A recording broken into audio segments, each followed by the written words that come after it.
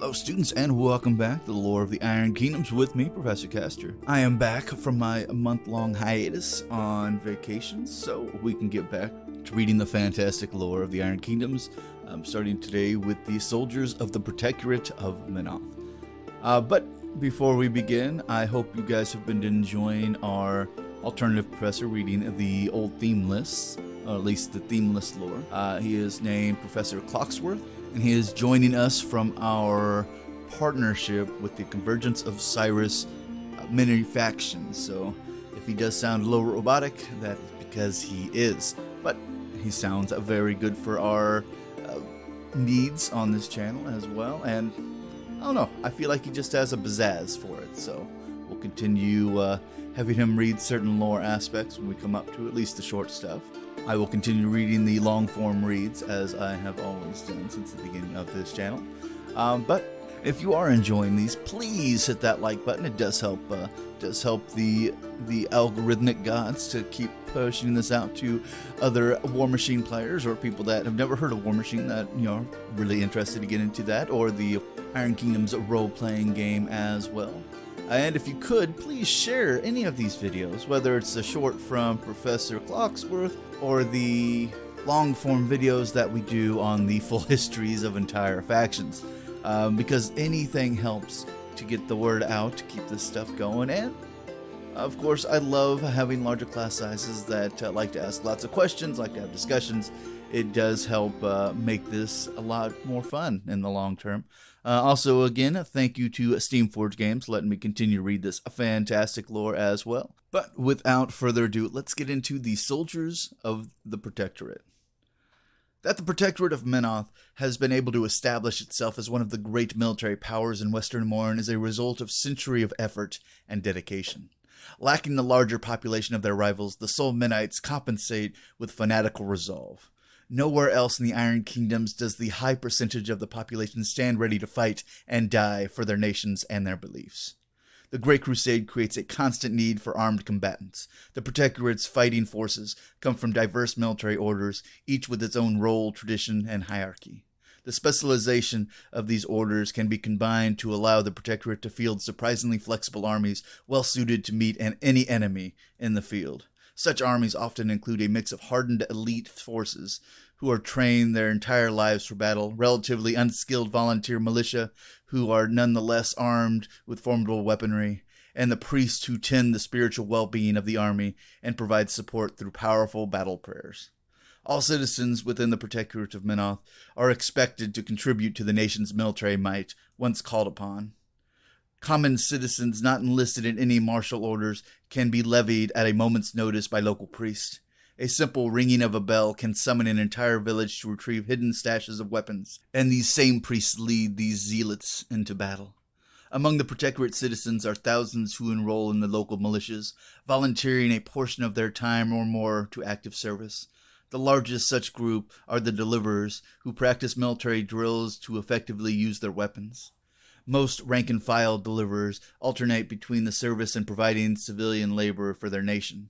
Deliverers, arms masters, and other leaders are more likely to be committed to this service as a career, giving up the other pursuits to organize and train fresh recruits.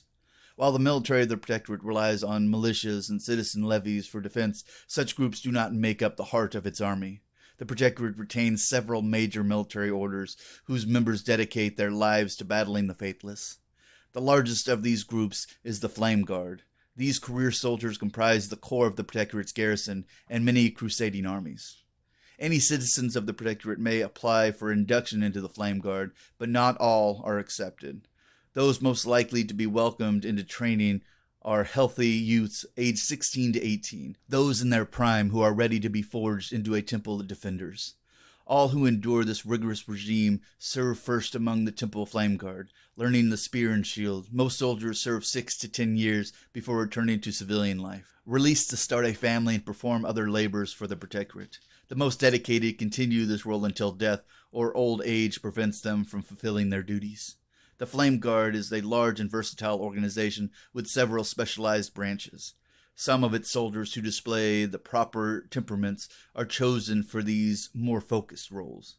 Those with unshakable faith and unflinching resolve might be appointed as Flame Guard cleansers, specializing in applying cleansing flame to heretics both within and outside the Protectorate. Those who show both a capacity for leadership and the ability to channel the holy power of Menoth might be initiated as the Priests of the Incendium, a branch of clergy dedicated to the Flame Guard and connected to its upper leadership.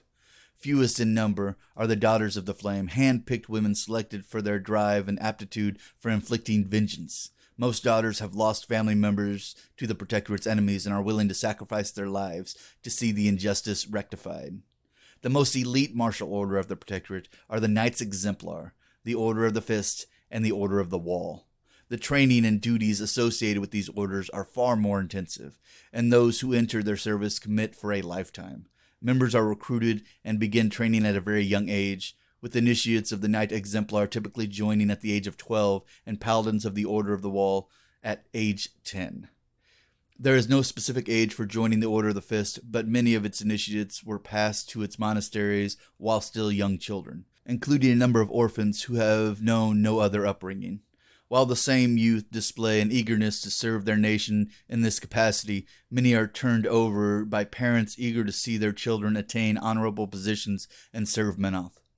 The Knights Exemplar accepts the largest number of new initiates every year to sustain the needs of its far-flung crusades.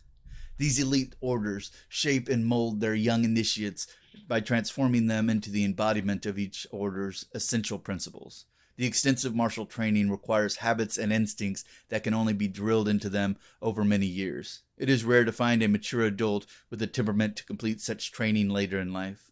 Knights Exemplars must learn to become perfectly obedient instruments of the priesthood and the Scrutator caste, unflinching in their execution of orders.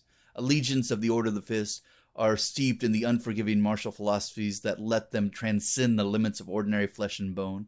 Paladins of the Order of the Wall have unique and ancient code of behavior based on protecting the faithful that set them apart from the rest of the temple and often puts them at odds with the ruling Scrutators.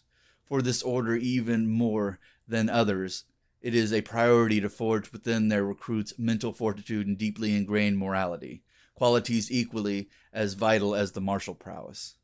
The combined might of the martial orders, both new and old, along with the masses of the faithful, willing to take up arms at a moment's notice, has capitulated the Protectorate of Menoth into a position of power among the Iron Kingdoms.